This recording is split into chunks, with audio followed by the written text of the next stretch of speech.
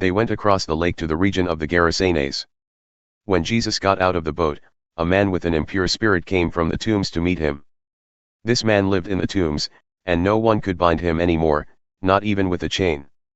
For he had often been chained hand and foot, but he tore the chains apart and broke the irons on his feet. No one was strong enough to subdue him. Night and day among the tombs and in the hills he would cry out and cut himself with stones. When he saw Jesus from a distance, he ran and fell on his knees in front of him. He shouted at the top of his voice, "What do you want with me, Jesus, Son of the Most High God? In God's name don't torture me." For Jesus had said to him, "Come out of this man, you impure spirit." Then Jesus asked him, "What is your name?" "My name is Legion," he replied, "for we are many." And he begged Jesus again and again not to send them out of the area. A large herd of pigs was feeding on the nearby hillside. The demons begged Jesus, "Send us among the pigs, allow us to go into them."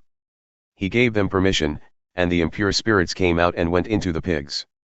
The herd, about 2,000 in number, rushed down the steep bank into the lake and were drowned. Those tending the pigs ran off and reported this in the town and countryside, and the people went out to see what had happened. When they came to Jesus, they saw the man who had been possessed by the legion of demons, sitting there, dressed and in his right mind, and they were afraid. Those who had seen it told the people what had happened to the demon-possessed man, and told about the pigs as well. Then the people began to plead with Jesus to leave their region. As Jesus was getting into the boat, the man who had been demon-possessed begged to go with him. Jesus did not let him, but said, "Go home to your own people and tell them how much the Lord has done for you, and how he has had mercy on you." So the man went away and began to tell in the Decapolis how much Jesus had done for him. And all the people were amazed. When Jesus had again crossed over by boat to the other side of the lake, a large crowd gathered around him while he was by the lake.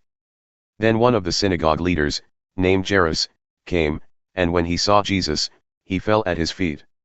He pleaded earnestly with him, "My little daughter is dying. Please come and put your hands on her so that she will be healed and live." So Jesus went with him. A large crowd followed and pressed around him. And a woman was there who had been subject to bleeding for 12 years. She had suffered a great deal under the care of many doctors and had spent all she had, yet instead of getting better she grew worse. When she heard about Jesus, she came up behind him in the crowd and touched his cloak, because she thought, "If I just touch his clothes, I will be healed." Immediately her bleeding stopped and she felt in her body that she was freed from her suffering. At once Jesus realized that power had gone out from him. He turned around in the crowd and asked, "Who touched my clothes?" "You see the people crowding against you," his disciples answered, "and yet you can ask, 'Who touched me?'" But Jesus kept looking around to see who had done it. Then the woman, knowing what had happened to her, came and fell at his feet and, trembling with fear, told him the whole truth. He said to her, "Daughter, your faith has healed you. Go in peace and be freed from your suffering." While Jesus was still speaking, some people came from the house of Jairus, the synagogue leader. "Your daughter is dead," they said. "Why bother the teacher anymore?" Overhearing what they said, Jesus told him, "Don't be afraid, just believe." He did not let anyone follow him except Peter, James, and John the brother of James. When they came to the home of the synagogue leader, Jesus saw a commotion, with people crying and wailing loudly. He went in and said to them, "Why all this commotion and wailing? The child is not dead but asleep." But they laughed at him. After he put them all out, he took the child's father and mother and the disciples who were with him, and went in where the child was. He took her by the hand and said to her, "Talitha koum," which means, "Little girl, I say to you, get up." Immediately the girl stood up and began to walk around. She was 12 years old. At this they were completely astonished.